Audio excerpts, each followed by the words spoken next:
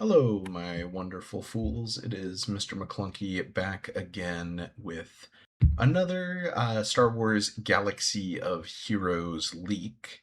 I know it's been a little while since my last video. Um, the summer is oftentimes a pretty hectic time of the year for me, so unfortunately didn't necessarily have as much of an opportunity as I was hoping to be able to record videos consistently.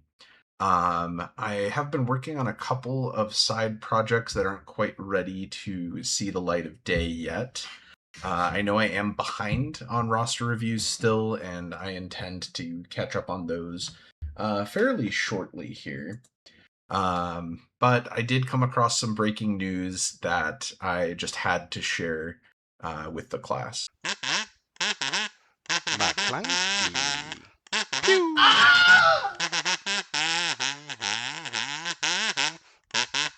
So, as you can see from the title card that's been sitting up here this whole time, CG is planning to drop a Relic 10 planet very soon. How soon? Who knows? From what I gather, they are waiting until GL Mando releases to drop this. And as of right now, we have not had any concrete news on when that's going to be officially. So for now, just know this is coming pretty shortly after GL Mando. If I had to guess, it's probably going to be either GL Mando announcement, then a raid drop, then Rise of the Empire content. Or they might wait until the full release of Mando before going into the raid. Either way, I think for sure they're going to give us the GL first, they're going to give us the raid first, and then they're going to start fiddling with Rise of the Empire. So without further ado, let's take a look at the Rise of the Empire map. So I know what you're probably thinking. Hey, if CG adds a Relic 10 planet, where would they put it? And if you were like me up until I got a hold of this leak, you'd probably think maybe somewhere over here they might like expand this out and give a whole nother kind of area. They might completely shift this layout around a little bit and give us a little bit of a graphical update. But honestly, CG likes to kind of go with the flow. They like to keep the consistency. So they want to keep this same graphic. So yeah, if that's the case, you'd think they'd put it up there. But guess what?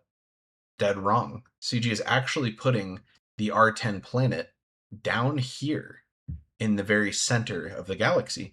And I thought that would be odd. Like, okay, Relic 10 planet, do you have to do something special to unlock it? No, just straight up from the beginning, day one, we have our original 3 planets plus this new Relic 10 one in the middle. And this is something that I think is going to be kind of a blessing and a curse. So I know Egnards is a big advocate of keeping the planet count minimal on as many days as possible. This adds a bonus planet to deal with for essentially the entirety of Rise of the Empire. This turns day 1 into a 4-planet day. Day 2 is likely going to be a 4-planet day, and we'll get into that later because the territory point requirement for this planet, it's going to be hefty. Actually, I think what this is going to do is it's going to push people to take some tunes to Relic 10 that they might not have been considering. I think this is going to encourage people to spend more time doing combat missions on day 1. If you're anything like the sleeping Gungalorians, we abandoned the old Awakened Alliance. But if you're anything like our guild, typically we do the special mission, we fill up the platoons, and then we just deploy. There's a few people that really like chasing that territory battle point high, and they will do all the CMs and all that other stuff that's not necessarily necessary. Like, we can 100% day 1 without any of that. What this is going to do is say, hey, let's do the CMs. Like, basically, whatever we can do to maximize combat on each of these planets, anything we have left over, dump it on the R10 planet. And I think that's basically going to be the MO for most of these days is focusing on preloading this planet here if possible. I'll leave it to the Egnards and the math people to figure out exactly what that looks like, but I think this is going to be a pretty decent shakeup to the way things run here. So, without further ado, the identity of this mysterious planet is Tython. So I think it's really cool that they put this in the galactic center, because out of all of the deep core planets in the Star Wars lore in both Legends and Disney canon, is Tython. It's kind of the most interesting of these deep core planets. And so it makes sense to put it in Galactic Center. Going to be a neutral planet, and it looks like they've taken inspiration for the CMs from various parts of canon and Legends. So let's jump into the star thresholds here. It is hefty requirements. The first star is just shy of 1 billion. The second star is just shy of 2. The third star is actually not a star at all, and actually a TB prize box, similar to the ones on Zepho and Mandalore. But on those planets, it's the first 2 stars get replaced with the Kyrotech boxes, and it's the last star that actually counts for a star. This one, they did it the other way around. You're going to be struggling and pushing to get those stars, and then it's that last-minute rush to get the final big prize, and it is a huge prize. Similarly to the other bonus planets that really helped to remove the Kyrotech bottleneck for a lot of players, this is going to be something that will alleviate some of the pressure on the signal data bottleneck. So 120 gray, 80 green, and 40 blue signal data is insane. Like, that is a massive amount of signal data coming by every time you do a TB, potentially. Obviously, it's going to be a while till we figure out how to maximize this planet. But once we do, those rewards are going to be huge. I would not be surprised if we see a lot of guilds kind of crunch the numbers and say, okay, well, it's going to cost us. We're going to go down 2 stars, 3 stars, 5 stars. I don't know what the trade-off limit is going to be, but there's going to be a point where people say, hey, it doesn't matter if we lose out on some of these other stars.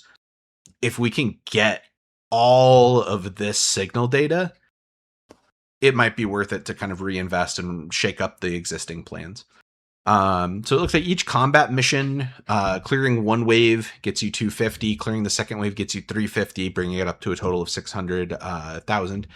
Pretty standard. Honestly, it is going to take a lot of these CMs to make progress towards this. Obviously, platoons and the operations is going to feed into that as well. You may have noticed that there is no fleet mission on the planet. It is going to be 3 CMs, and there's going to be 2 special missions. Now, one of the special missions is going to be for Get 3, and the other one is going to be shards for a brand new TB character.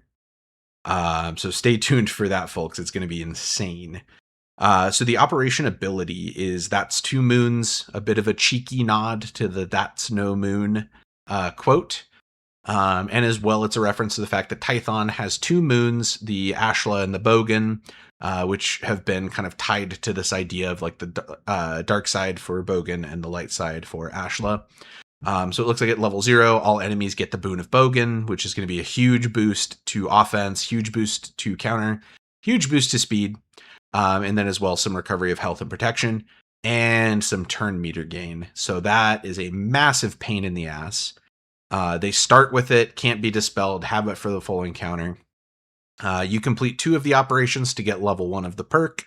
Enemy units still get the buff of Bogan, but they get halved. So like half of the offense. Oh, it looks like none of the counter chance. So no longer counterattack automatically regain turn meter. Okay, so pretty big buff, or pretty big nerf to the buff. Level 2 for completing 4 of the operations. Boon of Bogan is removed entirely, and allies now start with the Boon of Ashla. Plus 40% max health, max protection, potency, tenacity. Whenever short critical hit, dispel. Okay, blah, blah, blah, blah. Solid. And then tier 3, maxing everything out. Gain a new special ability, focal strike. Deal physical damage to target enemy, which cannot be evaded or countered. Dispel all buffs on target enemy and inflict stun, armor shred for 2 turns, which cannot be resisted. If the user is a light side unit, All allies recover 20% health and protection. If the user is a dark side unit, deal additional true damage equal to 15% of the target's max health to all enemies. Cooldown 4 turns. So definitely going to help with these CMs, I would imagine. So the first CM here, according to the leak, requires Dr. Aphra, BT1, and 000 all at Relic 10. All of the operations are going to be Relic 10. In this leak, it doesn't look like I was able to find the finalized version of which units are going to be in the operations. Just kind of the rewards for what those operations are. I don't know if CG has fully fleshed that out yet or not. But first CM requires Aphra, BT1, and 000 all at Relic 10. Also does require 2 additional units. This is a 5-person team. Likely going to be droids going in with Aphra. So it looks like they took inspiration from the Dr. Aphra comics where she lures Lord Vader. So it's in between A New Hope and Empire Strikes Back. Before the Empire discovers the rebel base on Hoth, Aphra is being threatened by Vader. And he basically says, like, I'm going to kill you, like, unless you've got some information, some reason for me to keep you alive. And she says, well, I know where the rebel base is. It's on Tython. So they both fly there together. They're in this kind of like ancient Kyber temple. Vader realizes that he's been betrayed and starts hunting her and the droids down. She traps him in like this like Catholic confessional Kyber force Jedi whatever thing. There's like some kind of magic something, and basically he's like confronted by all of his past sins, and like it gives her a chance to like break his concentration and try and get away. He lets out this huge force blast, damages his armor, and like he's still just relentlessly chasing her down, and she is just doing every trick in the book to try and slow him down. So it looks like for this one, it's a solo boss Vader. He's getting enhanced stats, dramatic entrance, like all kinds of crazy stuff. Can't be defeated. Wave 2 gets triggered when he's reduced below 50% health. So it is like a survival thing. You're just barely trying to eke by. Wave 2, it looks like they replace him. So at the 50% health, Duel's End starts with 51% health. So it's kind of cool. You kind of injure him in the escape. He switches into the other form. Now you're running from this other kit. Again, enhanced stats, dramatic entrance. Go through. So it seems like it's going to be a tough battle. But it seems doable. Not really much else to say there. Number 2 here, it looks like we're dealing with an Old Republic one. So they took the Tython flashpoint from Shadow of Revan. So if you don't know, in the MMO Star Wars The Old Republic, the Shadows of Revan expansion, there's a huge event during that expansion where the Sith invade Tython and the Jedi Temple. There's this whole thing. They sack the temple and steal datacrons and all this stuff. And you can play that flashpoint from both factions' perspective. So you can play as the Jedi defending the temple and trying to clear out the Sith, or you can play as the Sith and like ransack the temple. So it looks like Major Travik, his character, he's a boss from it. So he's an Imperial Trooper. You have Tavik and some Empire Trooper ads. And then Lord Goh is the Sith. So it looks like they based this one off of the Darth Malak Journey Guide. So instead of the like captive stasis field people, there's going to be the floating datacrons. If you reduce him down to a certain threshold of health, it looks like he pops one of the datacrons, gets a permanent buff, keeps on ticking. So it's going to be one of those things where how do you prioritize it? Do you attack the boss? Do you attack the datacrons? How do you want to go about it? And it looks like for the Sith Empire side, again, this one requires a full team of R10 Sith Empire. And it's essentially the same thing. Wave 1, Jedi training droids, and then you're going into a boss. And similarly, the boss here is going to have the datacrons. He's going to pop them, survive, extend. Same basic idea. I do kind of like what they did there. So this is where things get fucking insane. Special mission requires Jedi Knight Luke and Jedi Knight Anakin. Only 2 units for the mission. So both of them at Relic 10. That's it. Inspired by the novel Shadow of the Sith. So wave 1, there are 6 Acolytes of the Beyond. These little like Force specters tied with Palpatine. It's basically something that Disney set up and never paid off. But basically they're like these cultists who like worship the Sith and like they're trying to bring Palpatine back, this whole thing. But in the book, they go fight him. Luke like meditates on that same seeing stone that Grogu meditates on in Mandalorian, and he gets transported to Exegol, the planet where Palpatine is like reforming. And then there's this whole huge battle where he fights these like specters of the Force and stuff. So it seems like that's where we're gonna start here. So like he's going through and he's fighting and he can't hurt them. And then a Force Ghost appears and helps him fight them off. And the Force Ghost is actually Anakin. So I think what they're doing here is they're bringing in Jedi Knight Anakin, Jedi Knight Luke, and get this, one shard of Luke Skywalker New Jedi Order. So we're getting Prime Luke. Like imagine Luke from the hallway fight in Mandalorian, like Luke from the frickin' old Legends games when he's like the Grand Master, like kicking ass. Like even probably some elements of Luke from Battlefront 2 when he's like on his own solo. I wouldn't be surprised if maybe he is a solo unit. Similar to like RotE or Wampa. Very excited for a kit reveal and some more information on this. I'll see if I can get some leaks for you on that later. And then final special mission requires GL Mando, Boba Fett, Scion of Django, and Fennec. It's a 3-man mission similar to like the Crate Dragon mission on Tatooine, inspired by the battle in Mando Season 2. Wave 1, standard Imperial Trooper wave. Wave 2, Dark Trooper boss with enhanced abilities and some Imperial Trooper adds. And that's for 50 get 3. So seems like it's going to be insane. Excuse me. Seems like it's going to be an insane planet. I don't know how much this is going to throw off the early game plans that all the guilds have set up, but I am so excited for these rewards. It's been so long since we've gotten a special mission character added to Rise of the Empire. This territory box seems absolutely insane.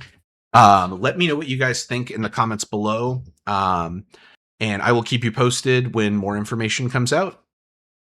Later.